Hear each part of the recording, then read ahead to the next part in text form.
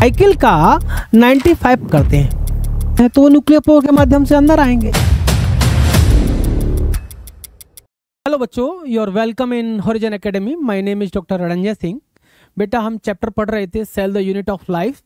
उसका जो last topic था न्यूक्लियस, उसके बारे में हमें बेटा पढ़ना था। वो टॉपिक हमारा रह गया था, आज उसे कंप्लीट करते हैं।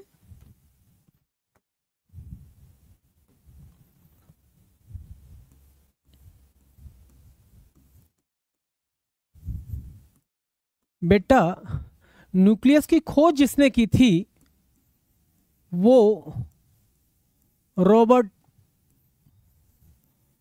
ब्राउन नामक साइंटिस्ट था। इसने न्यूक्लियस की खोज की थी। न्यूक्लियस एक डार्क स्टेन लेता था, उसके अंदर का जो मटेरियल था वो डार्क स्टेन ले रहा था। तो वो जो डाई यूज की थी वो थी बेटा एसिटो कार्माइन। और बेटा जो अंदर मटेरियल था, जो बेसिक डाई ले रहा था, उस मटेरियल को क्रोमेटिन जो नाम दिया था, क्रोमेटिन नेम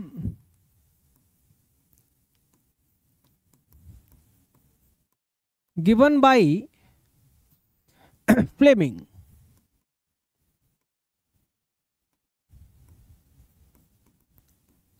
राइट बेटा, ये न्यूक्लियस का इंट्रोडक्शन हो गया। क्या बेटा? इंट्रोडक्शन। राइट बेटा। अब हम देखेंगे न्यूक्लियस के अंदर क्या क्या मिलता है बेटा। यदि मैं देखता हूं न्यूक्लियस के अंदर दो पार्ट हैं। पहला पार्ट है बेटा एनवेलप और दूसरा है बेटा न्यूक्लियोप्लाज्म। राइट बेटा, एनवेलप के दो पार्ट हैं, मेम्ब्रेन और दूसरा है न्यूक्लियर पोर। राइट बेटा, न्यूक्लियोप्लाज्म के अंदर बेटा सबसे पहले क्रोमेटिन नेट और दूसरा है आपका न्यूक्लियोलस। राइट, देखते हैं बेटा। यदि मैं बात करता हूं मेम्ब्रेन की,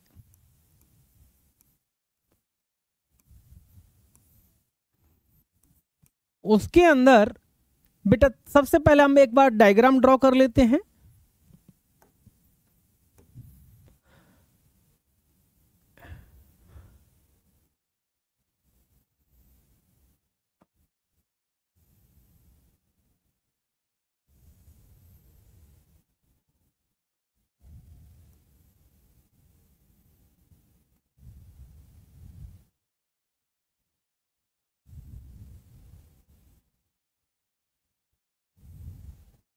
ये बेटा न्यूक्लियर मेम्ब्रेन और ईआर है। इसमें ही आउटर साइड में राइबोसोम लगे होंगे। जो आउटर मेम्ब्रेन है वो ईआर की हेल्प से बनी होती है और इस पर भी राइबोसोम अटैच रहते हैं बेटा। इसलिए ये ईआर का पार्ट ही दिखाई देती है आउटर मेम्ब्रेन। राइट,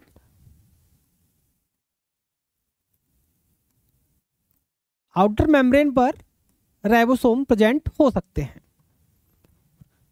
इसके अंदर बेटा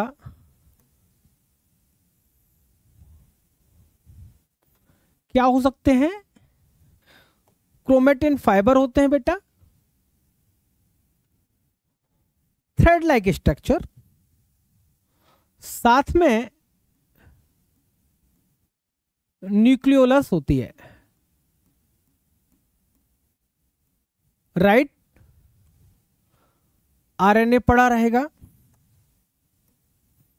बीच में आरएनए भी हो सकता है, कुछ अदर स्ट्रक्चर पड़ी होंगी ऐसे न्यूक्लियोटाइड वगैरह मान लो, है ना बेटा। ये कंपोजिशन होता है, राइट। तो मैं ये मार्क करता हूं, तो ये है आउटर न्यूक्लियर मेम्ब्रेन, राइट।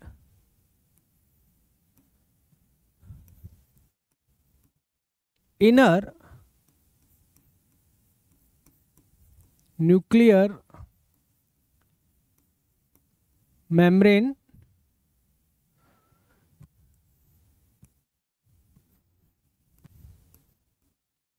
ये दो मेम्ब्रेन के बीच का स्पेस पेरी न्यूक्लियर स्पेस कहलाता है बेटा। और ये क्रोमेटिन नेट है बेटा। क्या है? Chromatin net. ये राइबोसोम,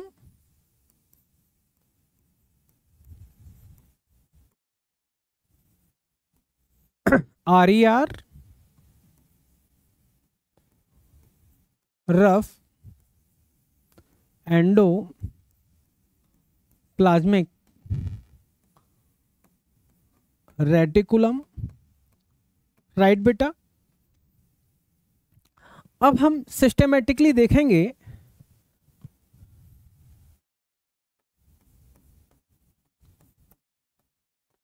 न्यूक्लियस है तो बेटा अभी इसमें एक और स्ट्रक्चर बची है, ये है आपकी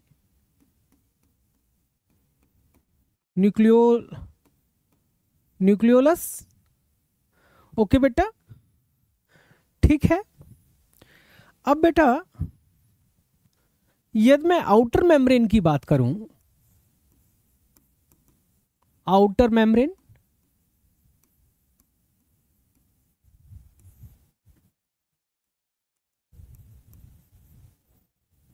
formed by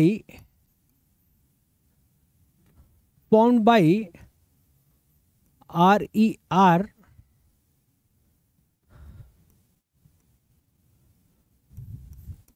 और न्यूक्लियो formed by RER, और इसी की एक्सटेंशन से ये बनती है बेटा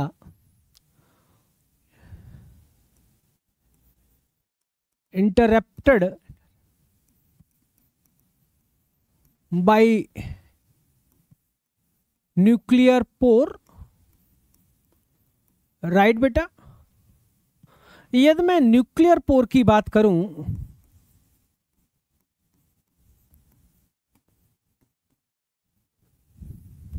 न्यूक्लियर पोर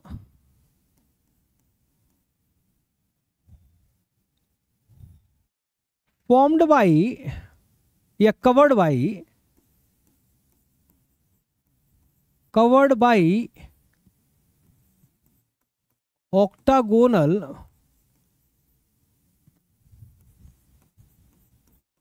न्यूक्लियोप्लाज्मिन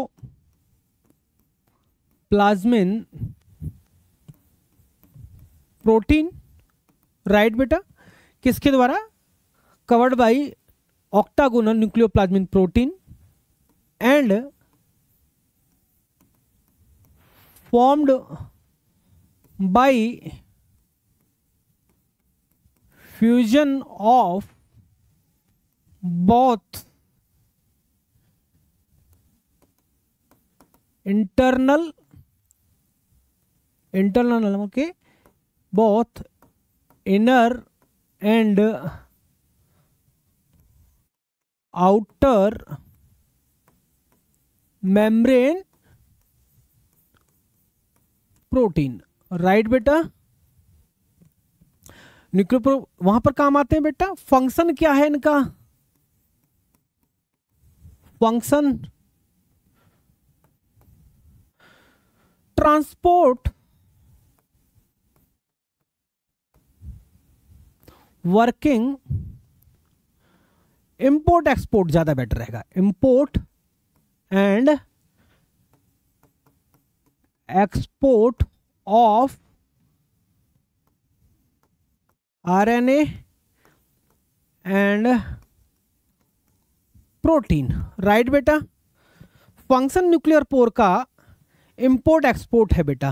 जैसे कि मुझे रिप्लिकेशन करना है तो मुझे क्या किसकी आवश्यकता पड़ेगी, पॉलीमरेज की, तो मैं कहाँ से लगाऊंगा, साइटोप्लाज्म में बन रहे हैं वो तो प्रोटीन है ना, तो वो मुझे न्यूक्लियस के अंदर लेना है, तो वो न्यूक्लियर पोर के माध्यम से अंदर आएंगे। अब मुझे ट्रांसक्रिप्शन होने के बाद आरएनए को ट्रांसलेशन के लिए बाहर भेजना होगा, तो वो न्यूक्लियर पोर के माध्यम से साइटोप्लाज्म में जाएंगे। तो यही इंपोर्ट एक्सपोर्ट किसके माध्यम से हो रहा है बेटा, न्यूक्लियर पोर के माध्यम से हो रहा है। वहां पर एक प्रोटीन प्रेजेंट रहती है, उसके द्वारा न्यूक्लियर पोर कवर रहता है, उस प्रोटीन का नाम है न्यूक्लियोप्लाज्मिन, ऑक्टागोनल प्रोटीन होती है बेटा, है ना। अब आ जाते हैं बेटा inner membrane protein. Inner membrane, inner membrane, ये बेटा एक प्रोटीन होती है lamin. It formed by lamin protein. बेटा it also help in nuclear pore formation. It also form nuclear pore, right बेटा। ये तो मेम्ब्रेन हो गई। एनवेलोप के बारे में हमने देख लिया। इसके बाद हम देखते हैं बेटा किसके बाद में, न्यूक्लियोप्लाज्म।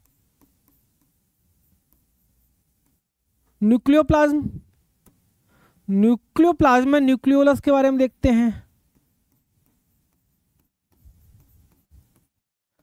बेटा न्यूक्लियोलस क्या कहलाती है, फैक्ट्री ऑफ राइबोसोम। इसके अंदर फॉर्मेशन होता है, आरएनए का फॉर्मेशन होता है, राइबोसोमल आरएनए का फॉर्मेशन यहीं पर होता है बेटा। न्यूक्लियोलस को बनाने के लिए बेटा माना कि ये क्या है, एक क्रोमेटिन है। इसमें ये प्राइमरी कॉन्स्ट्रक्शन है और ये सेकेंडरी कॉन्स्ट्रक्शन है।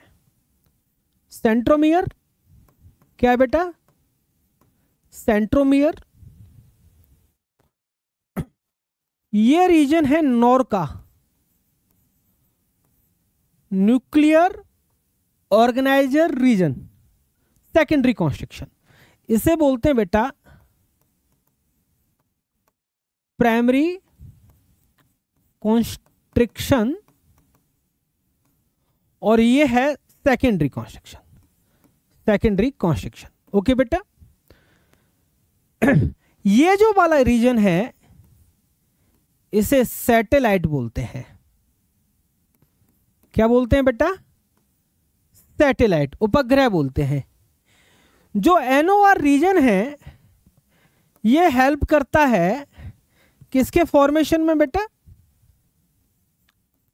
It help to form nucleolus, right बेटा। ये हेल्प करता है न्यूक्लियोलस के फॉर्मेशन में। आगे चलते हैं बेटा। न्यूक्लियोलस के बाद में आप देखोगे हमने क्या बोला है न्यूक्लियोलस को बेटा, फैक्ट्री ऑफ राइबोसोम, और ये आरएनए का फॉर्मेशन करती है और किससे बनती है, न्यूक्लियोलस के उससे, राइट। इसके बाद बेटा इसमें हम देखते हैं क्रोमेटिन, किसको, क्रोमेटिन नेट को बेटा। यदि मैं बात करता हूं इंटरफेज की, आप सेल साइकिल देखोगे, क्या सेल साइकिल, इसमें दो फेज हैं बेटा, एक आई फेज है, दूसरी एम फेज है। सेल साइकिल में आप देखोगे आई फेज, ये लगभग सेल का जो लाइफ है, लाइफ स्पेन है उसका 95% ये है। और पूरे सेल साइकिल का लाइफ स्पेन नहीं बोलूंगा, सेल साइकिल का 95% टाइम ये कंज्यूम करती है, only 5% time M phase consume करती है। तो सेल 95% टाइम में, सेल साइकिल के जो 95% टाइम जो है उसमें सेल किस कंडीशन में रहती है? क्रोमेटिन नेट की फॉर्म में रहेगी बेटा। सेल साइकिल का, जैसे कोई सेल साइकिल कंप्लीट हो रहा है 20 ह्यूमन का 24 आवर्स में बेटा, 24 आवर्स में से 23 आवर्स में जो क्रोमोसोम मिलेगा वो क्रोमेटिन की फॉर्म में मिलेगा। 23 आवर्स में क्या रहेगी? I phase. तो यहां पर मैं स्टडी कर सकता हूं किसकी? क्रोमेटिन की। और जो 1 आवर है, 1 आवर में मुझे क्या मिलेगा? M phase. और एम फेज में भी मुझे जो मेन दो फेज है कौन सी? एम फेज, मेटाफेज और एनाफेज। क्या? मेटाफेज और एनाफेज। मेटाफेज में मैं इसकी स्ट्रक्चर की स्टडी कर सकता हूं, क्योंकि हाईली कंडेंस होगा, 1 म्यूएम साइज तक पहुंच जाता, हाईली कंडेंस होगा, तो स्ट्रक्चर की स्टडी कर सकता हूं। किसकी? उस फेज में न्यूक्लियर मेम्ब्रेन हट जाती है, क्रोमोसोम कंडेंस हो जाते हैं, और कहां मिलेंगे वो? साइटोप्लाज्म के अंदर मिलेंगे। हाईली कंडेंस होंगे तो मैं स्ट्रक्चर की स्टडी कर पाऊंगा।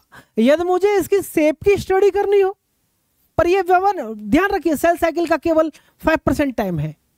इस ड्यूरेशन में 5% में भी आप डिवाइड कर लीजिए चारों फेजेस को, प्रोफेज, मेटाफेज, एनाफेज, टीलोफेज में आप, और इस साइटोकाइनेसिस, इन सब में टाइम को डिवाइड कीजिए, उसके बाद इन दोनों का टाइम निकल के आ जाएगा। कितना परसेंट बचता है?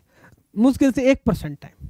1% टाइम में आपका मेटाफेज होगा, 1% में एनाफेज होगा। उस 1% में आप स्ट्रक्चर की स्टडी कर सकते हो, और 1% में आप क्या? शेप की, किसकी? Shape of chromosome. मैंने बेटा यहां क्रोमेटिन नहीं बोला है, क्रोमोसोम क्यों बोला है? क्योंकि न्यूक्लियर एनवेलप एम फेज में गायब हो जाता है, क्रोमेटिन कंडेंस होकर क्रोमोसोम का निर्माण करते हैं। तो जो मेरी स्टडी होगी वो क्रोमोसोम की होगी।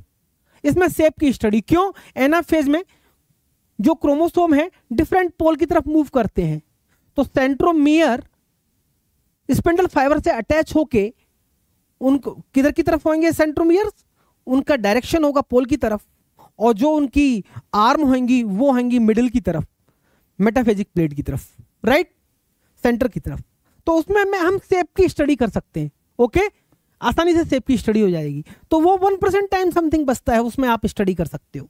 ओके, यदि हमें क्रोमेटिन की स्टडी करनी है, हमारे पास पर्याप्त टाइम होता है 95% या 24। यदि ह्यूमन सेल साइकिल जो होता है, ह्यूमन सेल का सेल साइकिल, वो कितना है बेटा? 24 आवर होता है। तो 23 आवर्स हमारे पास में स्टडी करने के लिए। ओके बेटा, अब हम यहां एक और चीज देखेंगे बेटा। क्रोमेटिन लेस कंडेंस है। कैसा है बेटा?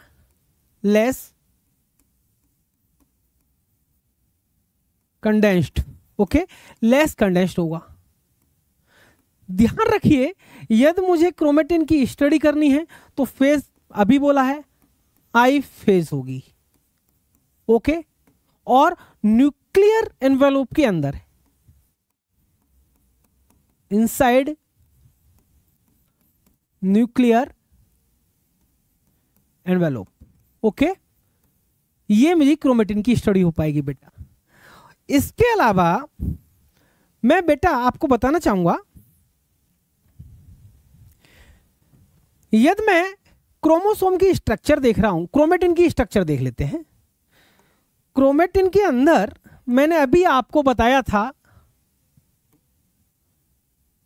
प्राइमरी कॉन्स्ट्रिक्शन, सेकेंडरी, सेकेंडरी को नॉर बोला, इसको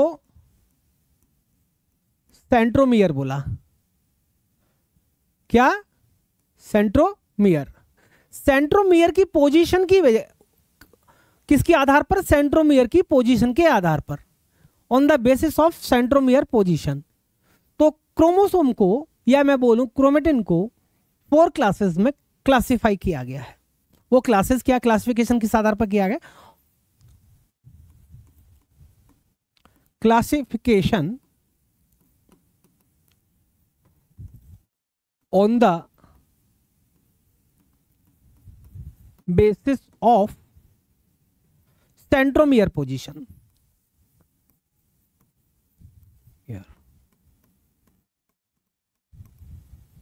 position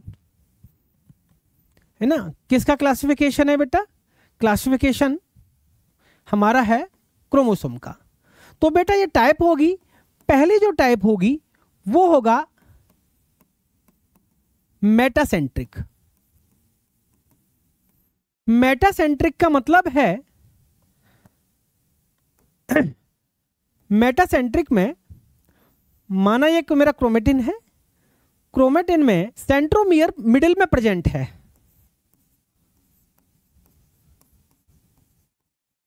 centromere present at middle. Okay बेटा, मिडिल में प्रेजेंट है तो ये मेटासेंट्रिक कहलाएगा। यहीं पर सेंट्रोमियर मिडिल से थोड़ा सा ऊपर प्रेजेंट है तो उसे सब मेटासेंट्रिक बोलेंगे बेटा। सब मेटासेंट्रिक में कंडीशन क्या होगी बेटा? इसमें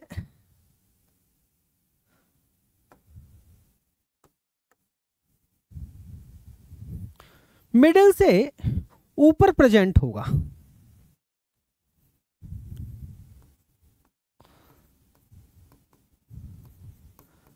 स्लाइटली above फ्रॉम मिडल।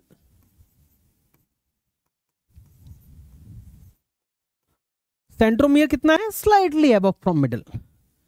यहीं पर जब ये बेटा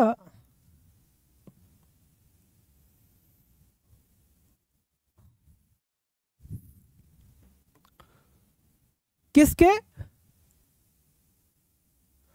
जब ये आपके टॉप से, मैं बोलूं बिल्कुल कॉर्नर, मतलब जो सेंट्रोमियर है वो नियर पोल प्रेजेंट हो, centromere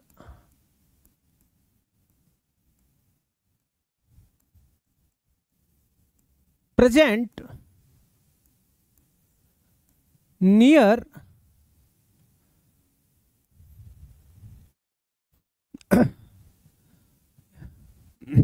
near telomere, near telomere area है ना, या एकदम पोल पर हम बोल सकते हैं नियर पोल। ओके, तो बेटा इसको, इस कंडीशन को बोलते हैं एक्रोसेंट्रिक कंडीशन।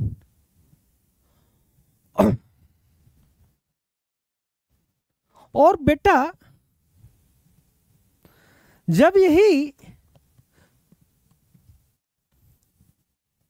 सेंट्रोमियर प्रेजेंट होता है कहां पर? टीलोमियर रीजन पर प्रेजेंट होता है तो उसे टीलोसेंट्रिक बोलते हैं।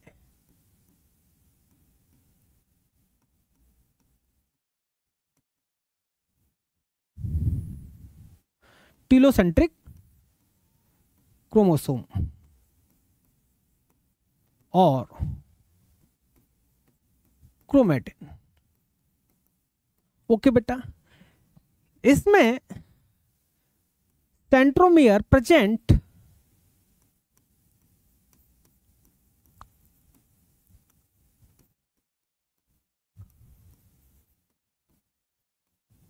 at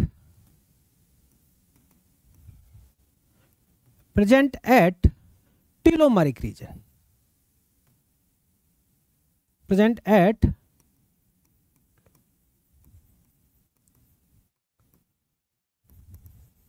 okay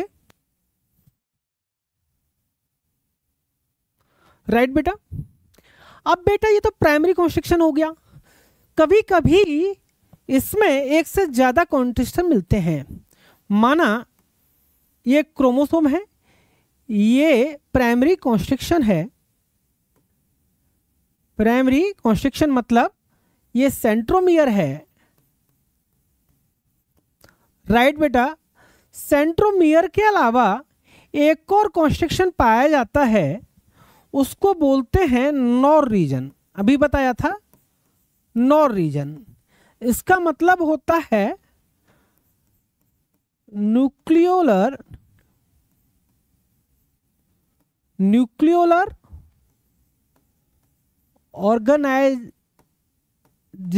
organiser region, right. Nucleolar organiser region, ये सेकेंडरी कॉन्स्ट्रक्शन होता है बेटा। क्या?